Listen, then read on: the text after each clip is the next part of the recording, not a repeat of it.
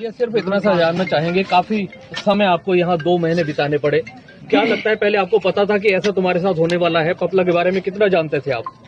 मैं उसको मानसिंह के नाम से जानती थी। मैं उसने एक अलग इमेज मेरे सामने पोर्ट्रेट की थी, जो कम्प्लीटली ऑपोजिट मुझे अभी दिखा है उसके बारे में।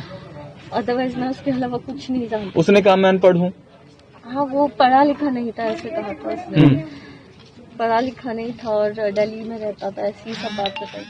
बस उसके पेरेंट्स के लिए ये कि वो गलत सिचुएशन, जो भी सिचुएशन थी उसमें गलत भी चुना है उसका।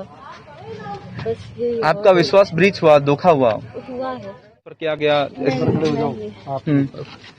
देखिए तो आपकी एक अच्छी दोस्त, आप एक अच्छी दोस्त रही उसकी और इसलिए भुगतना पड़ा सब।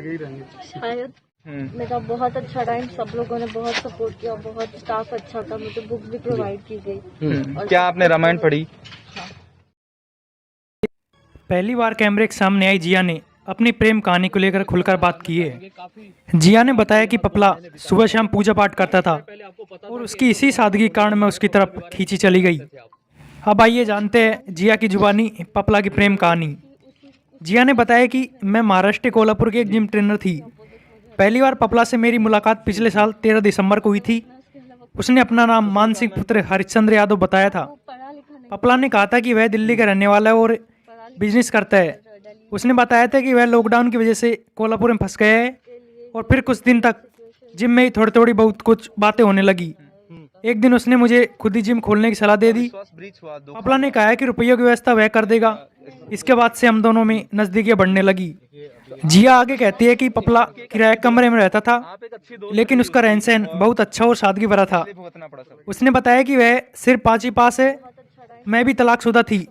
मेरी पहली शादी 2014 में भोपाल में एक नॉ फैमिली में हुई थी, लेकिन पति का किसी और लड़की से अफेयर था, इसी वजह से मैंने उसे तलाक दे दिया। इसके बाद कोल्हापुर में मैं एक जिम ट्रेनर बनकर रहने लगी। जिम में मुझे हर महीने करीब 30 से 35 हज़ार रुपये मिल जाते थे। इसके साथ मैं बॉडी बिल्डिंग कंपटीशन की भी तैयारी भी करती थी। जिया आगे कहती है कि मैं 13 दिसंबर 2020 को पपला से मिली और इसी साल 28 जनवरी को पपला के साथ पकड़ी गई। उसी रात को मैं पपला के किराए के मकान पर थी और रात करीब 12 बजे पुलिस पहुंचती है। जिस कमरे में हम थे उसकी बाहर से कुंडी लगी थी। इसके बाद पुलिस ने दोनों गिरफ्तार कर लिया था।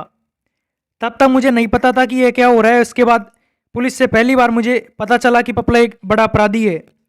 मैंने पहली बार पपला का यह नाम सुना था। मैं उसे मान के नाम से ही पुकारती थी। उस रात को पपला छत से नहीं कूदा था। उसके पैर में कैसे चोट लगी ये बात मुझे नहीं पता।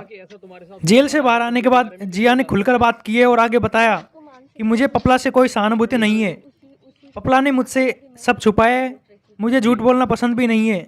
मैंने उसे अपने बारे में सब सच बताया था, लेकिन मुझे पता चला कि उसका पूरा परिवार परेशान है, इसलिए उसके परिवार से मुझे सहानुभूति है।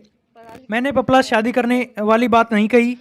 जब उसके वकील मुझसे मिलने आए तो मैंने पपला के हाल के बारे में पूछा जरूर था। उससे शादी को लेकर अभी मैंने कुछ नहीं सोचा है।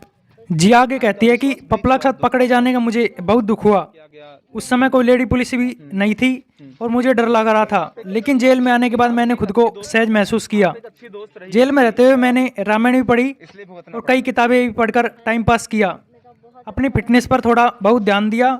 वही आपको बता दें कि पपला गुजर की गर्लफ्रेंड जिया बुधवार शाम को अलवर की सेंट्रल जेल से रिहा हुई थी।